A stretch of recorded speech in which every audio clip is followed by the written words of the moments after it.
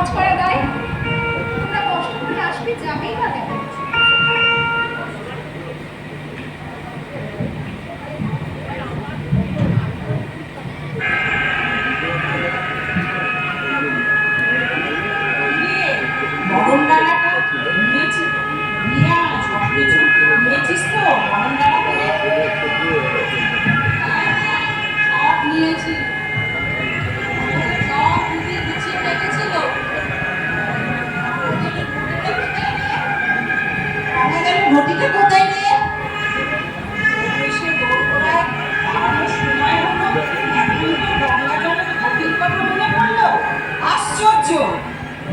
আর কথা বাড়াস নে, চল চল। ওই তো বউ এসে গেছে। ঠিক করে ফুলটা ধরো দিদি। বউ আলতার পাত্রটা রাখো এইখানে। নাও বউ, এতে পা রেখে দাঁড়াও।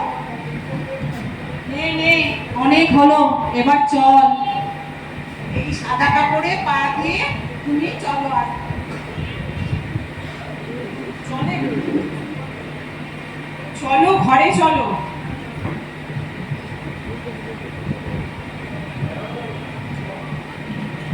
এই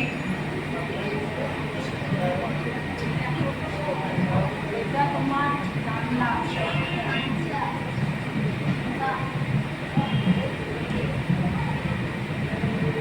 পছন্দ হলো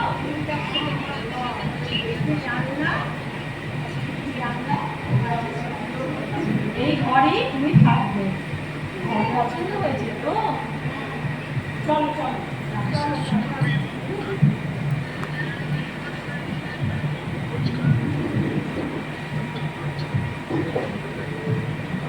সমস্ত আকাশ কাঁদিয়ে দিয়ে বাঁশি বাজতে লাগলো।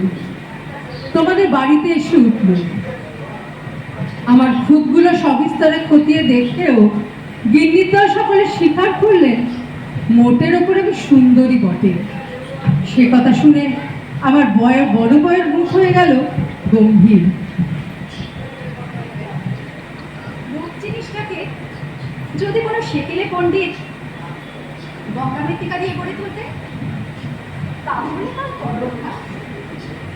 কিন্তু তোমাদের এই ধর্মের সংসারে তা শুধুমাত্র বিধাতা নিজের আনন্দের জন্য করেছেন, তাই তার তোমাদের সংসারে কোনো কদর নেই। খেলা ঘর বাতে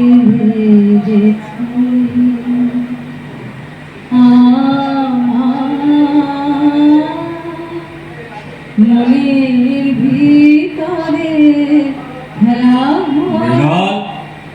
মৃণাল,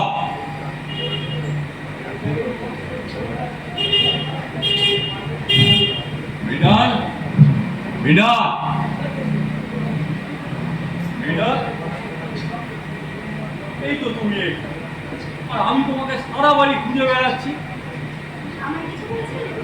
না, বিশেষ কিছু বলার নেই। আমি আর কি জিজ্ঞেস করতে চাইছিলাম, এই বাড়িতে তোমার কেমন লাগছে?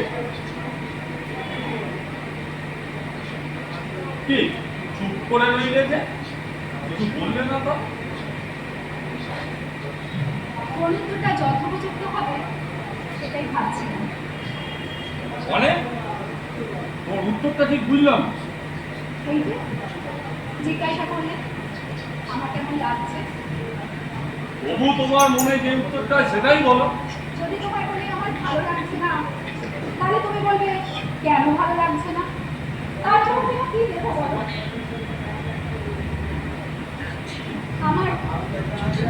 আমার ঠিক ভালো লাগছে না। মনটা সারাক্ষণ যেন উদাস হয়ে থাকছে সবসময়। তবু তোমার মনের ইচ্ছেটা কি সেটা বলো না। ইচ্ছে? আমার ইচ্ছে? তোমার পরিবারে আসা ইচ্ছা, আমার যে কি ইচ্ছে সেটাই তো ভুলে গেছি। তুমি তোমার বাইরের জগৎ নিয়ে বাঁচতে পারো, আমি কি নিয়ে বাঁচি বলতো? আমার ইচ্ছে মূল্যটাই না কোথায়? তোমার এসব কথা আমার বোধগম্য হয় না মোটে।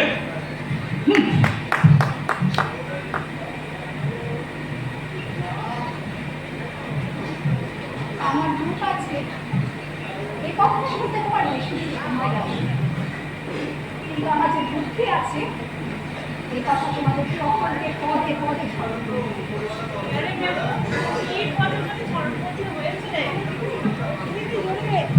একটু সাউন্ডটা জোরে দেবেন, একটু সাউন্ডটা দেবেন মাইকগুলো।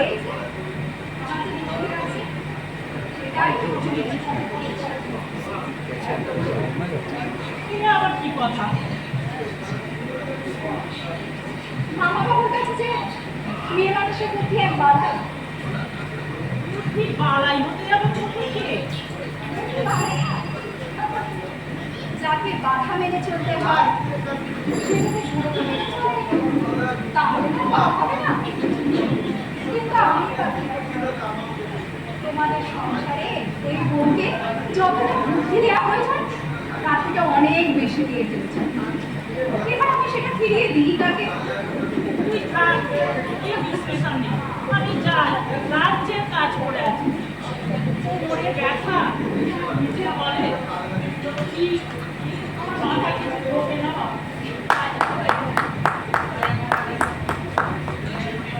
তোমরা আমাকে মেয়ে জ্যাঠা বলে সারাক্ষণ গালি দিয়েছ। তো কথার কোনো অক্ষরের সাথে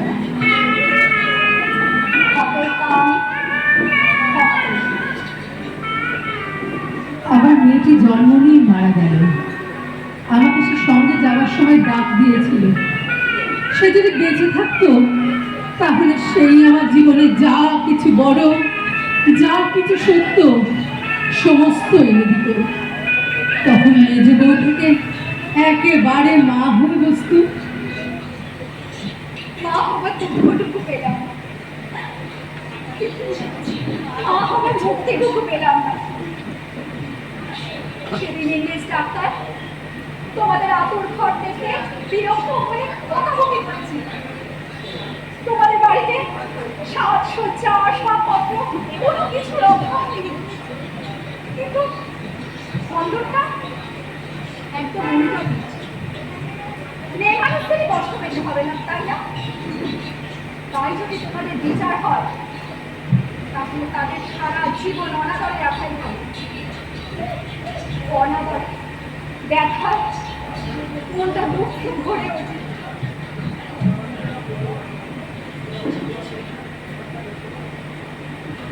ভিতরে আসবো? ও, ওই, আজ তোমারে দেখতে এলেম অনেক দিনের পর। ভয় করো না, সুখে থাকো, বেশি থাকো না। এসেছি গণ্ডগোলের পর। দেখবো শুধু মুখখানি, শোনো যদি শুনবো মানে, না হয় যাবো আড়াল থেকে হাসি যাওয়াচ্ছি তো, দেশান্তরে। বল কেমন আছো দিদি? তুমি পেয়েছিস তো, তারপর পড়াশোনা কেমন চলছে? পাস করবি তো নাই? সবসময় তুমি ঘুরে বেড়াচ্ছিস, কখনো ম্যালেরিয়া, কখনো কলেরা। বিক্রিয়ে থাকি কি করে বলো দিদি? ওইসব মানুষের জীবন যে আমার পড়ার চেয়েও আগে। দেশের কাজেও ইংরেজ শাসকরা যতই বাধা দিই, আমরা আমাদের মাতৃভূমির অপমান সহ্য করি কি করে? তুমি মিশে সমর দেহের সনে, তুমি মিলেছ প্রাণে মনে। তোমার ওই শ্যামল বরণ, কোমল মূর্তি মরে না। ও আমার দেশের মাটি, তোমার পরে একাই মাথা। এই সত্যি আমাদের শ্বশুরবাড়ি এটা বন্ধ করতে বলুন তো, এটা বন্ধ করতে বলুন তো, এটা বন্ধ করতে বলুন, অসুবিধা হচ্ছে, এটা বন্ধ করুন, ডাইভারশন হচ্ছে। আচ্ছা তাহলে আমি আজ মঞ্চে আসি দিদি, তুমি একটা কাজ করো, এই বইটা দিয়ে রাখো। আমি দরকারি বই পরে কিন্তু আমি এসে আর নিয়ে যাবো, সঙ্গে করে রেখো। এই এই বইটা হচ্ছে আমাদের দেশের মাটির বই। আমি আসি, বুঝলে আমার আজকে কাজ আছে, আমি আসি, পরে কিন্তু আমি আসবো, পরে আসবো, আমি আজ আসি, আসি, আসি, আসি। জানিলে তো ধন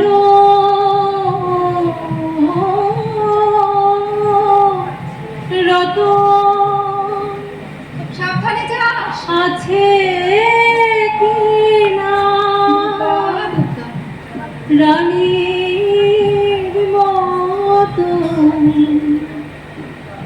শুধু জানি আমার অঙ্গ জোড়া তোমার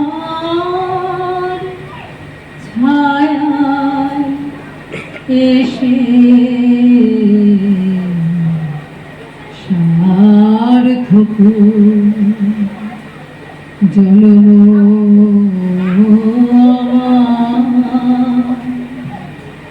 জন্মেছি এই দেশে।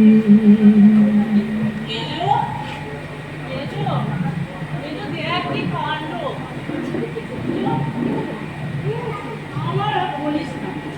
আর ভেতরে আয়, ভেতরে আয়। দেখ, এটা আমার মা বড় বোন। দুটো তো ভাইদের অত্যাচারে পালিয়ে এসেছে। দেখ দেখ মেরে কি করেছে দেখ। ছি, ছি, ছি, কি অবস্থা! ইস! কি নাম তোমার? কথা নেই বার্তা নেই, আমার ঘরে এসেছে। এখন কি করি একে নিয়ে বলতো? থাকবে, তোমাকে ওর কথা চিন্তা করতে হবে। ও আমার কাছেই থাকবে। ফিরে, আমার কাছে থাকবে না কিন্তু। বাড়ি লোকে তো তুই জানিস কিন্তু তুই আর অশান্তি বাড়াস না। আমার যা হবে হোক, আমি ওকে আমার কাছেই রাখবো। দেখি, দেখি কে কি বলে। তুই তো কোনো কথা শুনবি না, যা পারিস কর বাবা। হ্যাঁ তোমরা সবাই মনে মনে বিরক্ত হয়ে উঠেছিল, সেই জন্য এই নিরশ্রয় মেয়েটির পাশে আমার সমস্ত মন যেন একেবারে কোমর বেঁধে দাঁড়ালো। দেখলাম আমার বড় জায়ের দশা, স্বামীর অনিচ্ছা দেখে এমন ভাব করতে থাকলেন যেন একে দূর করতে পারলেই বাঁচেন। এই অনাথা বোনটিকে মন খুলে প্রকাশ্যে স্নেহ দেখানোর সাহস তার হলো না। তার এই সংকট দেখে আমার মন আরো আরো ব্যথিত হয়ে উঠল। বড় জায়ের কুল ছাড়া আর কিচ্ছু ছিল না, রূপ না, টাকা না। সকলকে খুশি করার জন্য এমন ভাব করতে থাকলেন যেন বিনা পয়সায় দাসী পাওয়া গেছে বলেই বিন্দুকে তিনি আশ্রয় দিয়েছেন। এতে আমার কোনো দুঃখ নয়, লজ্জা বোধ হলো। বিন্দুকে আমি ঘরে টেনে নিলুম। আমি যেন একটা বিপদ ঘটালুম এমনই ভাবে বড় বউ সকলের কাছে গিয়ে নালিশ করে বেড়ালেন। কিন্তু আমি নিশ্চয়ই জানি তিনি মনে মনে বেঁচে গেলেন। তিনি বোনকে নিজে যে স্নেহ দেখাতে পারতেন না, আমাকে দিয়ে সেই স্নেহটুকু করিয়ে তার মনটা হালকা হলো।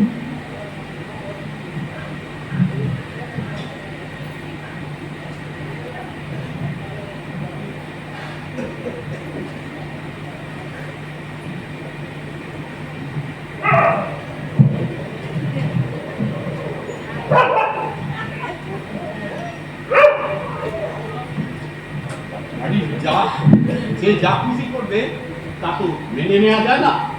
কিন্তু পরের বাড়ি হয়ে এখানে এসেছে, কিছুদিন আছে ঠিক আছে, কিন্তু সারা জীবনের জন্য তার দায়িত্ব আমরা গ্রহণ করতে পারি না। তুমি কি বল? আমার ওই একই মত দাদা। হ্যাঁ, ওই বড় বউ মেয়েটিকে ঘরে এনে তুললো, কোনো বাড়ির কারোর পরামর্শ না নিয়ে। আচ্ছা, তার একটা ঠিক করতে হবে তো। আমি মেয়েটাকে মানা করেছি, মেজ বন্ধুকে নিয়ে নিজের ঘরে চলে যাবে। থামো তুমি, কোনো কথা বলো না। বোনটা তোমার, অন্য কেউ এসে তার উপর অধিকার ফলায় কি করে? হ্যাঁ, তুমি আর বিন্দু কারোর কোনো কথা না শুনেই সব সিদ্ধান্ত গ্রহণ করবে। আমি ওসব অজুহাত শুনবো না। এই জন্যেই বলে মেয়ে মানুষের বুদ্ধি। হ্যাঁ, একদম কোনো কার্যকরণ ছাড়াই সিদ্ধান্ত গ্রহণ করে না। হ্যাঁ,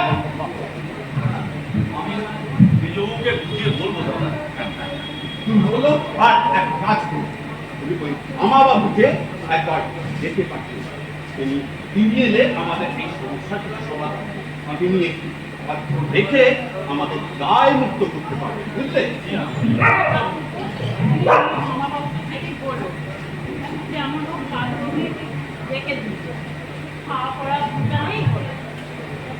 মোটা ভাত আর মোটা কাপড় ছাড়া তারা কি জুটবে? হ্যাঁ, ওই অনাথ মেয়ের জন্য কেউ কোনো রাজপুত্র অপেক্ষা করছে নাকি? হ্যাঁ, তুমি এক কাজ করো, তুমি মামা বাবু থেকে তিনি বিচক্ষণ লোক, বুঝলে? তিনি যা বলবেন আমরা তাই শুনবো।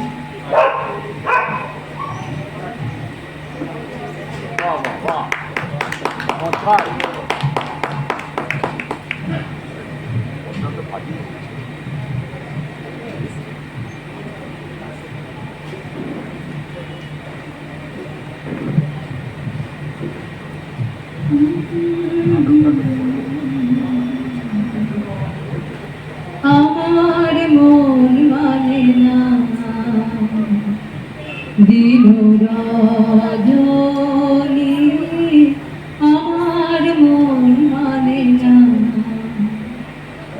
আমি কি কথা সরিয়া হিতনু ভরিয়া তুলক রাখিতে নারী, ওগো কি ভাবিয়া মনে দিদি,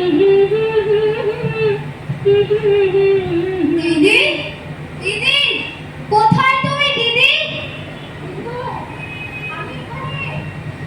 তাড়াতাড়ি। আচ্ছা দিদি, আর আমি তোমার ঘরে নামে খুঁজে বেড়াচ্ছি। কি হয়েছে দিদি? না, আমার তো শোনো। দিদি ভাবছিল না আমার বিয়ে, আমি তোমার পায়ে পড়ি দিদি, আমি তোমার ঘরে পড়ে থাকবো, তুমি যা বলতে তাই করো। কিন্তু আমার এমন করে ফেলে দিও না। কি হয়েছে তোর বিয়ে? আমি তোকে শেষ পর্যন্ত ত্যাগ করবো না কিন্তু। দেখি দেখি কে কি করে। আমি তোকে শেষ পর্যন্ত ত্যাগ করবো।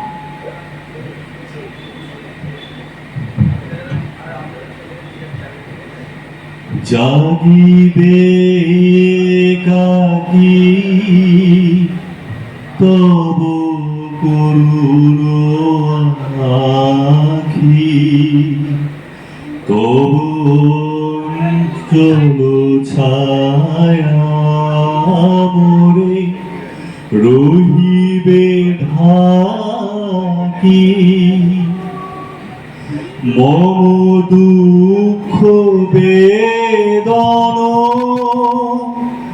মম সফল স্বপন, মম দুঃখ বেদন মম সফল স্বপন,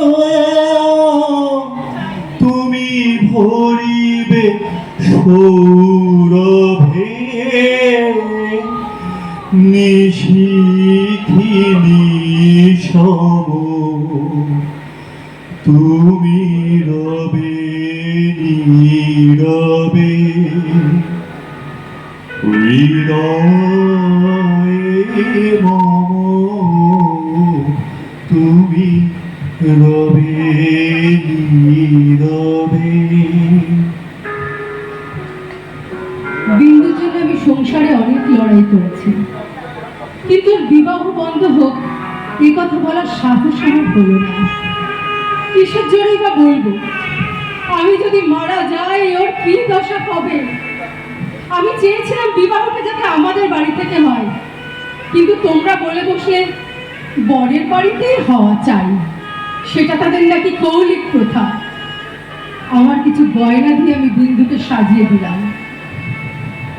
3 দিন গেল, আমি যেদিন গোয়াল ঘরে গিয়ে দেখি বিন্দু এক কোণে জড়সড় হয়ে বসে আছে। আমাকে দেখেই বলল, দিদি, দিদি, আমার তো আমি পাগল। কি? সত্যি বলছিস দিদি? এত বড় মিথ্যে কথা তুমি বলতে পারি? বিন্দু, তুই যেমন ছিলিস তেমনি আমার কাছে থাক। দেখি দেখি তোকে কে নিয়ে যেতে পারে। বিন্দু মিথ্যে কথা বলছে। ও কখনো মিথ্যে বলেনি। এমন করে জানলে? আমি নিশ্চয়ই জানি। বিন্দুর শ্বশুর বাড়ি যদি পুলিশ কেস করে তাহলে আমাদের ভেসে যেতে হবে। ফাঁকি দিয়ে পাগল বরের সঙ্গে ওর বিয়ে দিয়েছে, এ কথা আদালত শুনবে না। তবে কি আমাদের সেই আদালতে যেতে হবে নাকি? কেন? আমাদের কি দায়, কিসের দায়? হ্যাঁ, এবার আদালতে দাঁড়াতে হবে। দরকার হলে আমি তাই দাঁড়াবো। ওরা যাক থানায়। স্ত্রীলোকের ক্ষতি সবই হলো ক্ষতি। কপালে যদি দুঃখ থাকে কে আর খণ্ডাতে পারবে? আমি কি বিন্দুকে খেয়ে ফেললে? আরে এমন দৃষ্টান্ত তো এই প্রথম ঘটলো না। তাহলে সবাই কি প্রতিগৃহেই ছেড়ে দেবে? হ্যাঁ, পিতার আশ্রয়ে এসে বসে থাকবে? ঠিক ঠিক।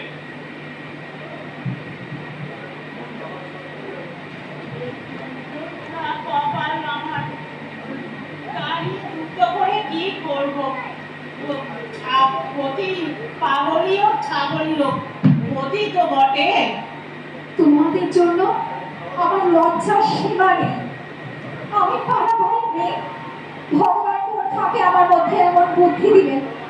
তোমাদের এইসব ধর্মের কথা আমি কিছুতেই সইতে পারলাম না। আমার প্রাণ থাকতে আমি লড়ে যাব। মনে করলুম বিন্দুকে আমার শোয়ার ঘরে এনে তালাবন্ধ করে বসে থাকি। খোঁজ করে দেখি বিন্দু নেই। তোমাদের সঙ্গে আমার বাদ প্রতিবাদ যখন চলছিল তখন বিন্দু নিজে বাইরে গিয়ে তার ভাসুরের কাছে ধরা দিয়েছে। দিদি, তুমি আমায় ভুলে যাও দিদি।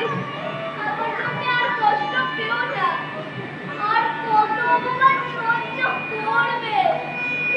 আমি তোমার না জানিয়ে ভুলে যাচ্ছি দিদি। আমায় ভুল এই কথা সদা শুনি, গেছে চলে। তবু রাখি বলো না সে নাই, সে কথা মিথ্যা। তাই কিছুতেই সহে না যে মর্মে গিয়ে বাজে। শরৎ আমাদের বাড়িতে যাতায়াত করে, এ তোমরা কিছুতেই পছন্দ করতে না। তোমাদের ভয় ছিল ওর উপর পুলিশের দৃষ্টি আছে, কোনো না কোনো দিন রাজনৈতিক মামলায় পড়বে, তখন তোমাদের শুদ্ধ জড়িয়ে ফেলবে। সেই জন্য আমি ওকে ভাইফোঁটাটা পর্যন্ত লোক দিয়ে পাঠিয়ে দিত, ঘরে ডাকতুম না।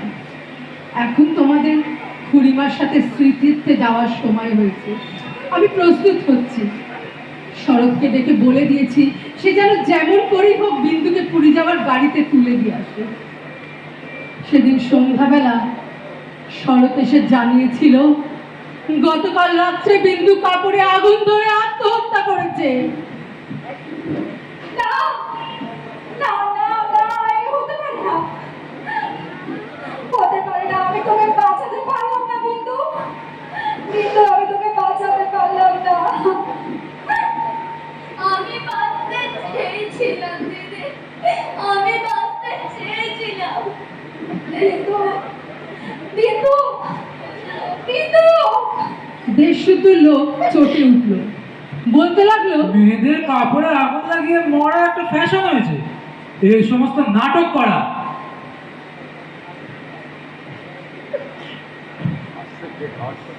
না হবে, কিন্তু নাটকের তামাশাটা শুধুমাত্র বাঙালি মেয়েদের জন্যই কেন হয়? বিন্দুটার ওরা কপাল হবে। যতদিন বেঁচে ছিল রূপে গুণে কোনো যশ করতে পারল না।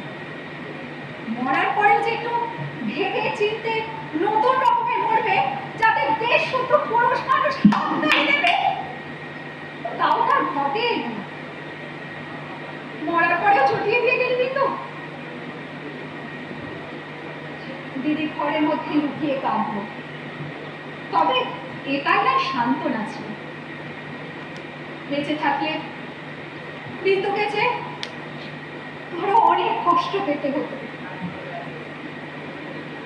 দুঃখ বলতে তোমাদের লোকেরা যা বোঝে এই সংসারে তা আমার ছিল না।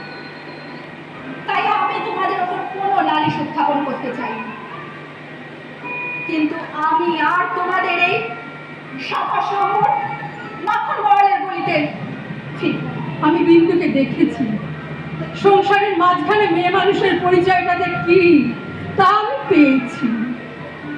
এক মুহূর্তের জন্য কেন আমি এই অন্দর মহলটার একটু মাত্র চৌকাট ফেরোতে পারিনি। তোমাদের গলিকে আর আমি ভয় করিনি। আমার সম্মুখে আজ নীল সমুদ্র, মাথার উপরে আষাঢ়ের মেঘপুঞ্জ। তোমাদের অভ্যাসের অন্ধকারে আমাকে ঢেকে রেখে দিয়েছিলে। এবারে মরেছে মেজবু। তুমি ভাবছো আমি মরতে যাচ্ছি? ভয় নেই, অমর পুরনো ঠাট্টা আমি তোমাদের সঙ্গে করব না। মীরাবাইও তো আমার মতনই মেয়ে মানুষ ছিল, তার শিকলও তো কম ভারী ছিল না, তাকে তো বাঁচার জন্য মরতে হয়নি। মীরাবাই তার গানে বলেছিল, ছাড়ুক বাপ ছাড়ুক মা ছাড়ুক যে যেখানে আছে, মীরা কিন্তু লেগেই রইল প্রভু, তাতে তার যা হবার তা হোক। এই লেগে থাকাই তো বেঁচে থাকা। আমি বাঁচবো, আমি বাঁচবো, আমি বাঁচবো, আমি বাঁচবো, আমি বাঁচবো। আমি বাঁচলাম।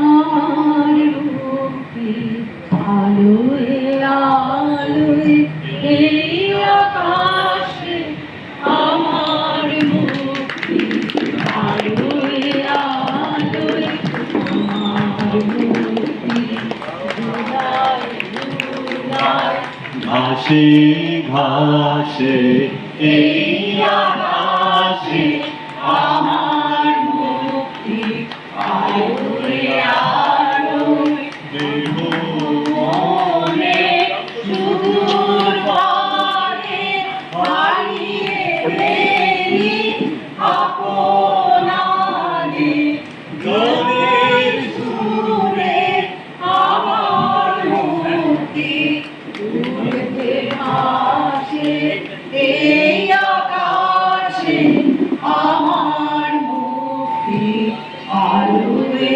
আলোয়। শেষ হলো আজকের আমাদের